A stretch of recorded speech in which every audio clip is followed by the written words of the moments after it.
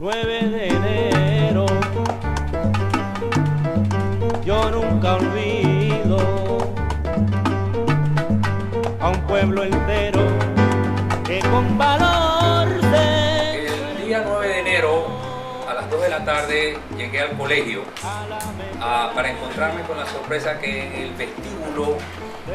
el vestíbulo del colegio se estaba organizando una actividad. Había una gran cantidad de compañeros ahí reunidos. Estábamos debidamente informados de lo que ocurría en ese momento, porque por un lado se había cambiado muy importantemente el programa de estudios y se enseñaba el precursor de Panamá en el mundo americano como programa de enseñanza, y lo dirigía básicamente el profesor Carlos Arrieta de la DOS, que más tarde llegó a ser rector del Instituto Nacional. Él nos llegó a explicar la posición, la importancia de Panamá en el ámbito de las relaciones internacionales de América y de los Estados Unidos, y de la posición de enclave que ocupaba la zona del canal en ese momento. Un año antes, como es ampliamente conocido, se había llegado un convenio entre los Estados Unidos y Panamá, mediante el cual se debían izar ambas banderas en los edificios públicos de la zona del canal. Las autoridades soneitas prácticamente se comportaron en forma silenciosa con respecto al compromiso que tenían, y algunos estudiantes del Colegio Superior de Balboa se habían reunido en el colegio para evitar que se izara la bandera panameña en ese lugar. Debido a ello, los graduandos del colegio organizaron una marcha al Colegio Superior de Balboa. Era costumbre en la época avisar 24 horas antes a las autoridades de la marcha que se iba a hacer. Uno de los compañeros lo había realizado. De todo eso me enteré estando en el vestíbulo a las 2 de la tarde de aquel día.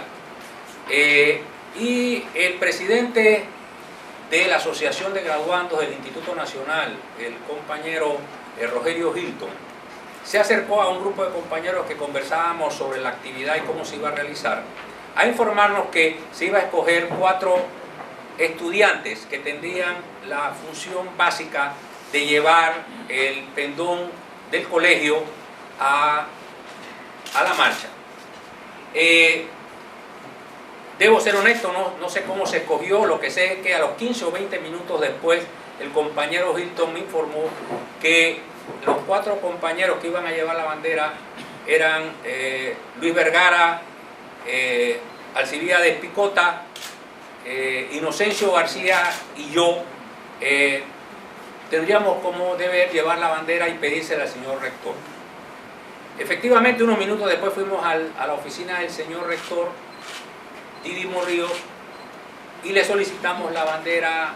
Él la tenían guardada en una vitrina, él la sacó y nos las enseñó, indicándonos que ese pendón no solamente era el pendón del colegio, sino que había participado en otras marchas, particularmente en las marchas de 1947, cuando Panamá en grandes manifestaciones se opuso a la firma del Tratado Filo-Hines. Pero además, al enseñarnos el pendón, nos indicó que había una mancha de sangre que correspondía a un compañero que había sido herido durante las marchas del 47. Y nos dijo, con palabras muy solemnes y que a mí me impresionaron profundamente, que nos entregaba la bandera y que debíamos defenderla con nuestra vida si era necesario. Rápidamente salimos con la bandera, los cuatro indicados, y se organizó la marcha. Tomamos la calle Estudiante, luego salimos a lo que en aquella época se llamaba Avenida 4 de Julio, que se llama Avenida de los Mártires, y luego subimos por la Avenida Gorgas, que está al lado del Hospital Gorgas, actualmente el Instituto de Oncología Nacional. Cuando la marcha llegó a ese lugar, íbamos como 450 estudiantes más o menos. los compañeros se acercaron. Debo llamar la atención de que la organización básica estuvo a cargo de la Asociación de Graduandos del Instituto Nacional. En aquella época se pensaba que ese tipo de marchas debían ser organizadas por esta organización estudiantil porque eran los más maduros del colegio. Sin embargo, los compañeros se acercaron en ese momento y dijeron dos cosas. Uno, que no debíamos hacer bulla, entre otras cosas porque estábamos pasando por un hospital. Y segundo, que estaba prohibido hacer o gritar consignas que pudieran ser consideradas o malinterpretadas como participación de agentes del castrocomunismo en esa actividad. Entre esas frases que no se podía o no se debían pronunciar, por ejemplo, soberanía o muerte, por ejemplo, que podía considerarse como una consigna castrocomunista.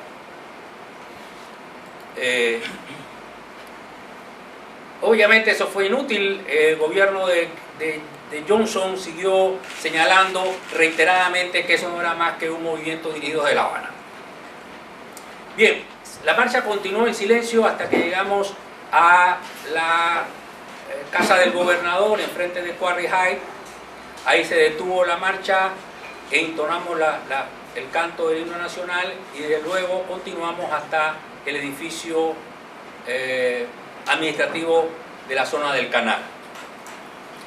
Cuando estábamos en las escalinatas del edificio administrativo, nos detuvimos y nos tomaron una fotografía. En ese momento me di cuenta que había una gran cantidad de fotógrafos allí acompañándonos, ¿sí? No había tomado realmente conciencia de ello.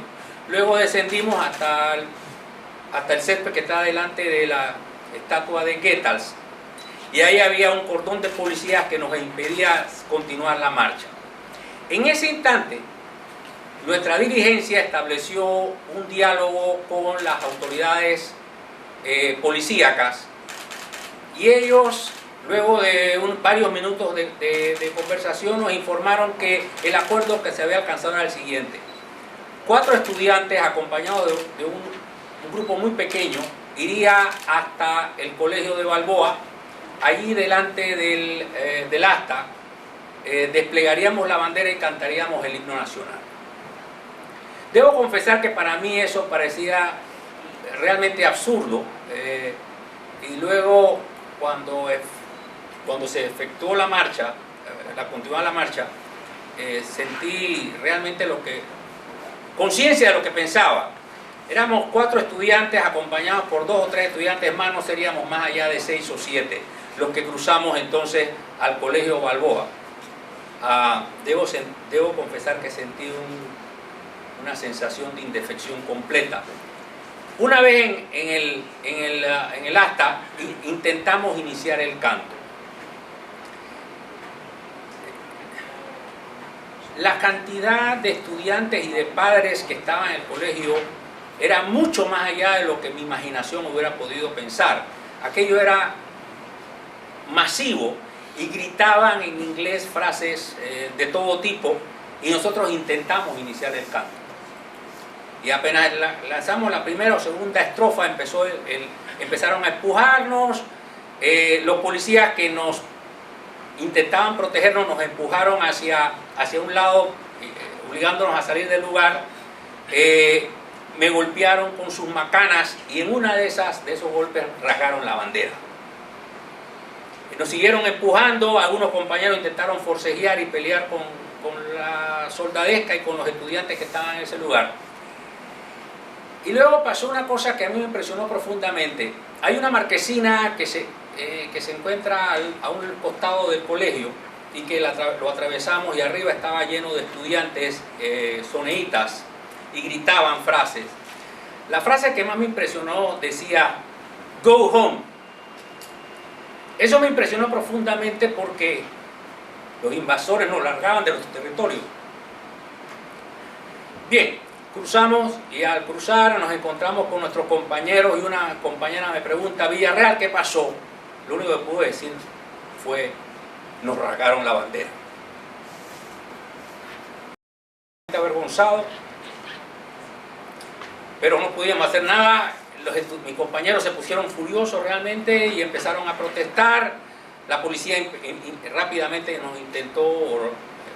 nos conminó a salir del lugar, empezamos a correr, ascendimos las escaleras. Cuando llegamos a la parte alta del edificio administrativo, algunos compañeros intentaron romper, arrear la bandera norteamericana que se erigía ahí en el edificio de Balboa. No pudieron. Nos dimos cuenta en ese momento que estaba hecha de metal y que es imposible realmente arrearla.